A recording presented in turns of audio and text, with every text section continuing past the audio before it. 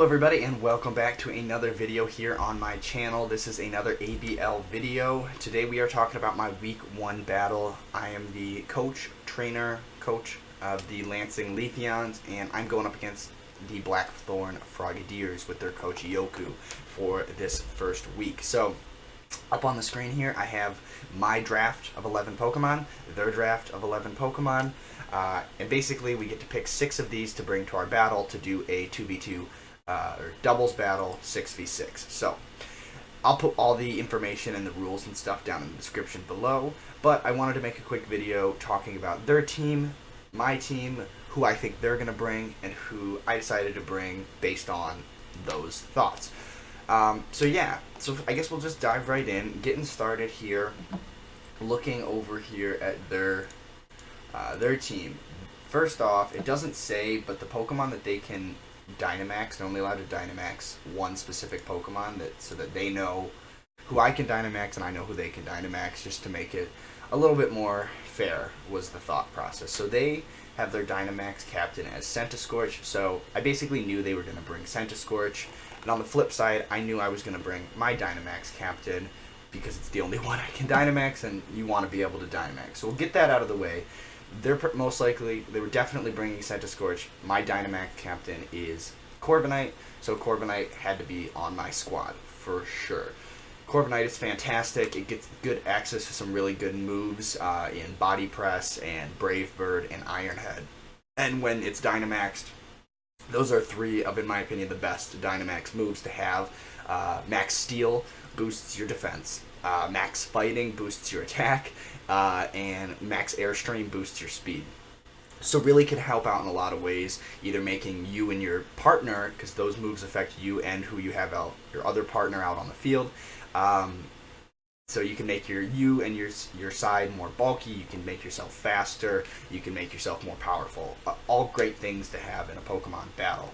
And, Corviknight, it's an interesting matchup because flying is super effective against Centiskorch, so I'm super effective against their Dynamax captain with mine, but also on the flip side, their Dynamax captain being fire type is super effective against Corviknight being a steel type. So interesting dynamic there. So I definitely wanted some other options to counter Centiskorch, and I really wanted to. Another Pokemon I really wanted to bring, I'll just show you guys, and then I'll explain why, is I decided to bring Grimmsnarl. Grimmsnarl is fantastic. It's just, its ability Prankster means anything that is not a damaging move gets priority and goes first. So it gets Reflect, Light Screen, Taunt, Fake Out. Fake Out always goes first because it has priority, but it gets that. It also gets Thunder Wave, and just like a ton of great moves. Plus, it has a lot of, depending on the situation I needed, it has a lot of good offensive moves. And I'll show you guys the move sets after this that I brought. I might have to make a cut because I maybe didn't get those ready before I started recording. But anyway, I'll show you guys the move sets I bring after I go through what I've brought. So I brought Grimmsnarl mainly to deal with...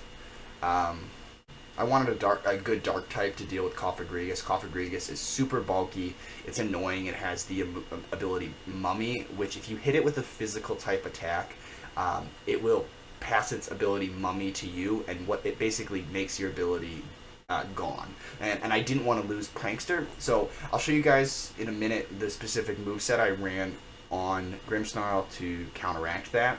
The next Pokemon I chose to bring was Arctovish. Arctovish is kind of like a knockoff version of Dracovish. They are both water types and get the move Fish's Rend. However, instead of being fish and dragon, or water and dragon, Arctovish is water and ice type, which is interesting. It gets different stab. It gets like Icicle Crash, Icicle Spear, so it gets a lot of good moves. Fish's Rend is still really good on Arctovish. As long as you can outspeed your opponent that you're targeting, it'll do double damage. Makes it an incredibly powerful move. And in a lot of the test battles I did, I really liked how Arctovish performed. Looking at their team, Arctovish, obviously super effective against their Dynamax captain with the water type. If I time it right, or if I can survive an attack from their Rotom-Mow, because I am weak to their grass type attacks, but then Icicle Crash is really powerful because The ice being super effective against the grass type helps. Super quad weak. Flygon is quad weak to ice. And neutral to Fish's Rend, so it still takes a lot of damage from Fish's Rend. If I wanted to, it does get Freeze Dry, which is super effective against Melodic, even though it's a special ice type move. Surfetched is one problem for definitely something that I needed to watch out for with my Arctivish, because fighting really powerful fighting type attacks just bust right through the ice type Arctivish. Also, Cofagrigus, I was running some damage calculations, and even bulky Cofagrigus still takes a lot of damage from Fish's Rend. And Cofagrigus is slow, so you're like guaranteed to move first and get the double damage. Golisopod also I don't do a ton of damage to, but I brought some other things to deal with Golisopod. Steelix, again, super bulky like Cofagrigus, but being weak to water and then having the really powerful double damage, and again, Steelix being slow, means my Fish's Rend just does a ton of damage. Like, Fish's Rend just, like, does a ton of damage to a lot of their team. So it's definitely something that they're not prepared for. It could run through their whole team. Togetic, really bulky, hard to deal with, because it gets Violite and stuff like that. So I was just really hoping they maybe didn't bring it, but I just tried to bring enough offensive power with Arctivish to really just break through its defenses. And Frostlass, Arctivish doesn't really do much against Frostlass, but it is pretty weak, frail, so if I could get off of Fish's Rend, I think that does quite a bit of damage to Frostlass as well. The next one I decided to bring was Espeon. I wanted a really fast, Espeon is my fastest, actually, speed. It's based 110 speed. It's my fastest Pokemon that I have on my side, so I needed something a little faster. All my other Pokemon are really, my speed on my Pokemon overall for my draft is kind of low, going back and looking at things after the fact, so maybe I didn't plan too well with that, but Espeon is really great. Again, I needed it to hit super effective damage with like a really powerful Psychic. It is pretty bulky on the special side too, so it could take a lot of special hits from like Rotom-Mow and Toxtricity and Melodic, and if you know and Frostlass. So really bulky, and I really needed something to deal with Surfetch. So basically, Surfetch could punch a hole through my main offensive damage dealer and Arctivish, so I wanted something to counter that as well. And again, I was using Espeon a lot, and Espeon is just really good. It can start Calm Minding, and once I get a few Calm Minds up, plus a Reflect or a Light Screen from Grimmsnarl, my team just has a lot of different ways it can operate, and that's what I like. I like being able to have a team that can react and handle different situations, Espeon definitely does that. It's got a lot of good moves that it can utilize. Dazzling Gleam also, which could hit Flygon super effective, and another one to hit Surfetch, but also hits two Pokemon. It hits both opponents out on the field at the same time. So that was really good. That's why I chose Espeon for this battle, mainly for Surfetched. And then the water types. Again, I don't, besides Freeze Dry on Arctivish, and I really wanted to run Arctivish more physical with Fish's Rend, I didn't want to use the Freeze Dry option, because then I have to decide special attack EVs or physical EVs. So for that option, I decided to bring Galvantula. Galvantula has a fantastic ability, Compound Eyes, which boosts its accuracy, which means you can launch Compound Eyes Thunders. You can pair it with some items to boost its special attack. You know, max. You know, it can output a lot of damage against typically really bulky and annoying Pokemon to take down, like Melodic and Golisopod. And again, it can take advantage of more frail Pokemon, which is doing so much damage. Even if it's a neutral Thunder, like it's gonna do a lot of damage. It does get access to Volt Switch. It can bop something and get out of there. And the other thing is Bug Buzz. I really was scared of Rotom-Mow. Rotom-Mow is very scary for Arctivish and Corviknight on my team, being a really powerful electric type. But its grass type is honestly its downfall in this scenario, because I can hit it with a Bug Buzz from Galvantula, and I think that has a chance to. It does a lot of damage. I was doing calculations, and it does a lot of damage to Rotom-Mow. So that was why I brought Galvantula, because it's very powerful and kind of filled again some of the weaknesses I was worried about. Big threats were Surfetched and Rotom-Mow, so I was kind of filling in my gaps with Espeon and Galvantula, both really good special attackers. And then for my last Pokemon, I really didn't have. I only have Arctivish right now to really deal with their Dynamax Pokemon, so I needed something that could really really hurt their Centiskorch and do a lot of damage. So for that reason, I decided to bring the so powerful Diggersby. Diggersby is a beast. It has the ability huge power, doubling its attack stat. If you get a Swords Dance, it's basically a +4 attack after one Swords Dance. I can make it easier for myself to set up using Reflect and Light Screen. That means I'm not as likely to get knocked out in one turn, and then start launching Rock Slide. Rock Slide hits both opponents on the team. A Rock Slide, a Swords Dance boost of Rock Slide is gonna OHKO Centiskorch no matter what, because it's 4 times weak. Even if it's full health at Dynamax, I believe that thing is getting OHKO'd after a Swords Dance, maybe even without a Swords Dance, just with huge power being so good. Plus, it gets really good coverage moves. It gets like Ice Punch, Thunder Punch, and Fire Punch. Maybe all 3. I know Fire Punch and Thunder Punch. Not sure about Ice Punch. Earthquake, stab Earthquake with huge power. You don't want to mess with that. Even like the likes of like a super defensive Pokemon like Steelix is really not gonna like that. So got Rock Slide to hit Centiskorch. Got Earthquake to absolutely destroy Toxtricity 4 times. It's 4 times weak. And then Steelix also weak to Earthquake. Frostlass weak to Rock Slide, even though probably could do a lot of damage to Diggersby because Frostlass is really fast. And Rock Slide, I think, it's good moves, coverage. It also gets like fighting type moves to help deal with Steelix. If I didn't want to use Earthquake and damage like my own team member, if I have a team member besides Corviknight out on the field that could potentially get hurt by Earthquake, I could bring a fighting type move to deal with Steelix as well, which is something I've definitely been considering potentially doing. So that's my team here, and I'm gonna hop over into Showdown and to look at the mons that I have made, just because I feel like that's easier to look at their sets on Showdown than it is to show in-game. Even though I have all these Pokemon in-game, obviously, my battle. And this video is going to be going up after the battle has already been completed. That way, obviously, my opponent doesn't know what I'm planning on bringing to our battle.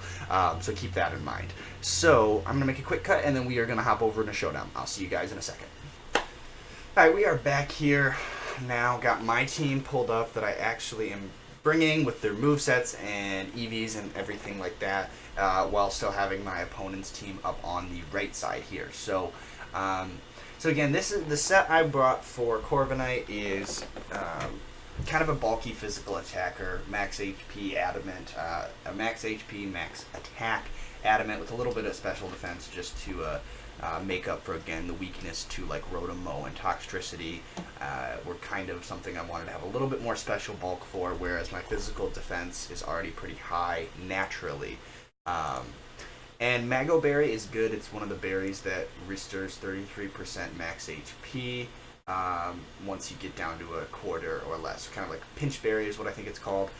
Mirror Armor ability, bounces back stat lowering effects, means stats can't be lowered, which is good, and it actually reflects them back at your opponents. I didn't really see anyone on their team. I was too worried about having a berry, so I didn't go for Unnerve, because I didn't really see that as something I could utilize as much. But not having my stats lowered and potentially putting them back on the opponent is pretty cool.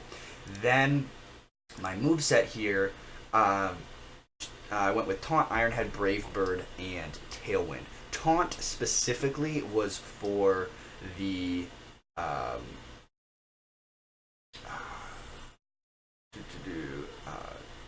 what's it here? I don't know why my mouse is on both screens. Sorry, that distracted me. I didn't want them to potentially get Trick Room up, so I had Taunt, so I could taunt the Cofagrigus if potentially there was going to be any shenanigans with Trick Room. I didn't want to lose my speed control because I have Tailwind, which is really good speed control over here on my side. And then Brave Bird, Ironhead again.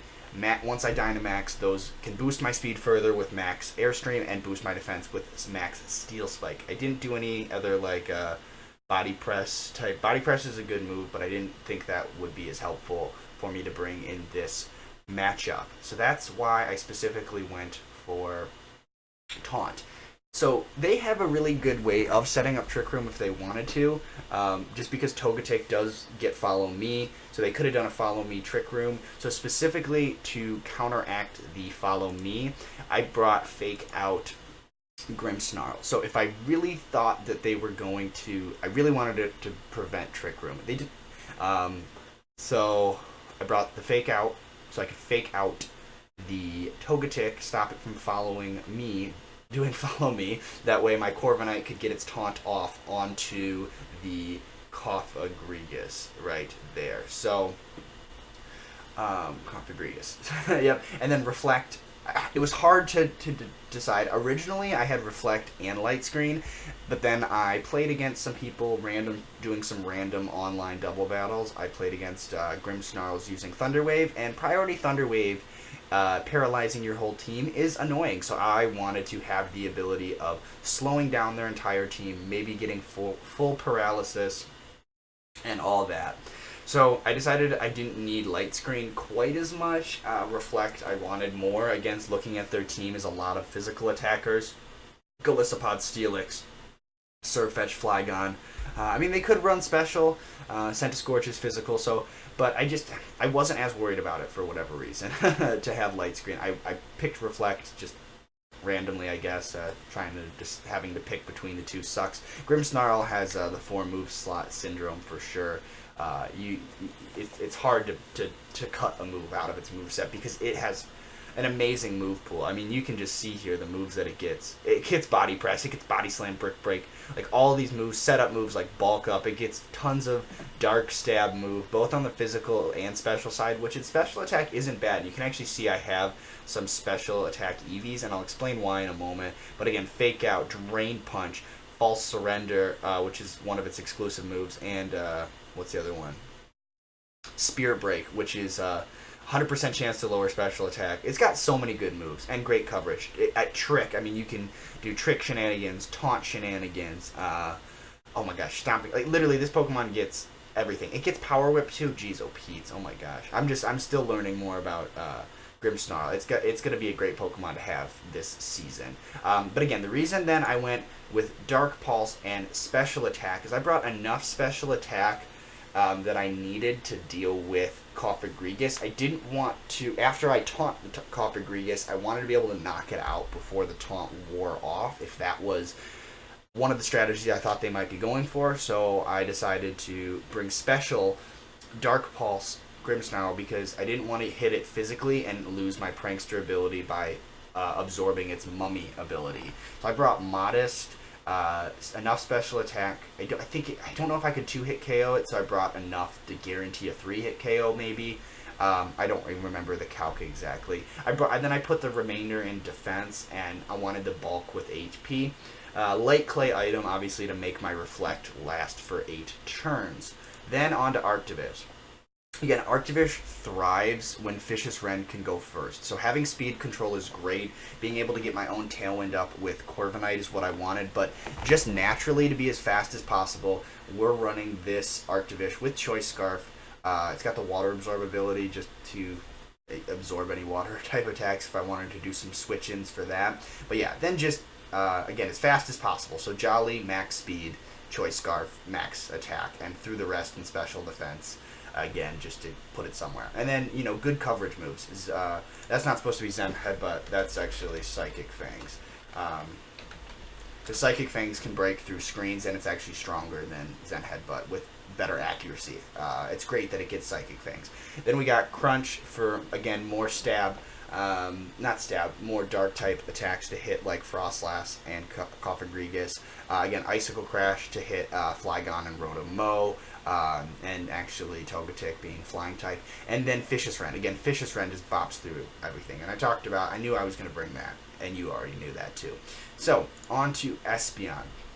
Espeon here, I decided to go with, honestly, I don't know, I have to double check my game here real quick. I don't know if that's the right EVs that I actually went with in my game here. Give me just a second. Max H. No, okay, no, yeah, that's wrong. I didn't put it in defense. Plus special defense, nature. I did go calm nature, but I put this all. I did max HP, max special attack with a little bit. I think I put the rest in defense. Yeah, that looks like what I did. And then Calm Mind is really great to just boost. Kind of want bulky special attacker here. Leftovers, Calm Mind to boost special attack and special defense. It gets really hard to take out on the special side after one Calm Mind. And then the Reflect, I had the Reflect to deal with its really low defenses. Ally Switch is good for some shenanigans. You can move spots with your teammate to, predict and maybe, predict around what they're going for. Dazzling Gleam and Psychic just to hit hard with the Psychic and Fairy type attacks. Pretty straightforward set, but the Ally Switch was cool. Cool strategy I wanted to bring. And then the powerhouse here, Choice Specs, Compound Eyes, Galvantula, Modest Nature, literally just blows through like the likes of, again, Choice Specs might, I think Oko, Bug Buzz might Oko Rotomo with this set. Melodic, definitely at least 2-hit KO'd. I don't think 1-hit KO'd by the Thunder. It might be 1-hit KO'd. I don't remember again all these calcs off the top of my head. But Energy Ball again it does a decent amount of damage to like Steelix and stuff. So it's just good coverage to have Energy Ball on the Bug Electric type here, and then Volt Switch to switch around. But yeah, pretty straightforward Choice Specs Galvantula, to be honest. Nothing too fancy there. And then Life. Really powerful, max attack, max speed, Digger's Beat, Life Orb, huge power, Swords Dance, Earthquake, Rock Slide, and I did go with Hammer Arm for the last move, just to be able to hit Steelix without worrying about using Earthquake and hurting my own Pokemon. And I decided to go for Adamant for the extra power, not really too concerned about the speed. Again, I have my Corviknight with Max Airstream and Tailwind to help my speed out being low on speed. And that's basically my team. That's what I thought, and I think I have answers to everything on their team. So thank you guys for sitting through this video, and I hope you guys enjoyed it and maybe learned a little bit about team building if you're new to that. If not, hopefully you just enjoyed seeing what team I'm going to bring to the battle, which should be up tomorrow. This video is going up Saturday. I'm going to post a battle on Sunday. I hope you guys really enjoy it. Leave a comment down below who your favorite Pokemon on my team is. And if you have anything else you want to say, just leave it in the comments down below. I will see you guys tomorrow in the battle. Peace.